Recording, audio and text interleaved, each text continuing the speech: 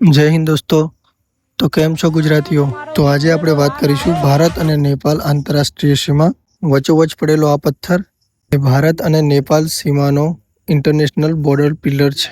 કોઈ કારણસર આ પિલર થોડો તૂટેલો છે. બધા પિલર ખૂબ સારી કન્ડિશનમાં જ હોય છે. પિલરની આ બાજુ નેપાલ, પિલરથી જમણી બાજુ સોને કી ચીડિયા કહેવાય એવું આપણું સુંદર ભારત. અને ભારત તો ભારત છે દોસ્તો, એનું જેટલું સન્માન કરીએ એટલું ઓછું પડી જાય.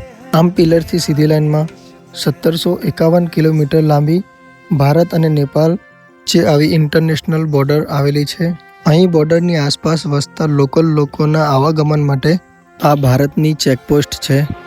આ ચેકપોસ્ટ પર ભારતના SSB એટલે કે સશસ્ત્ર સીમા બળના જવાન જરૂરી દસ્તાવેજ અને વ્યક્તિની ઓળખ કર્યા પછી આ જવાન નેપાળમાં પ્રવેશ કરવા માટે મંજૂરી આપી શકે છે. વધારે માહિતી જણાવી દઉં દોસ્તો, ભારતની ચેકપોસ્ટથી લગભગ 300 થી 400 મીટર દૂર સામે તમે જોઈ શકો છો મિત્રો, ત્યાં તમને બસ અને નેપાળની ચેકપોસ્ટ દેખાઈ જશે. ચેકપોસ્ટમાં નેપાલ APF એટલે કે નેપાલ આર્મ પોલીસ ફોર્સ એના જવાનો વ્યક્તિની ઓળખ કરી અને નેપાળમાં પ્રવેશ આપતા હોય છે. દોસ્તો, વિડીયો સારો લાગ્યો હોય તો સબસ્ક્રાઇબ જરૂરથી કરજો.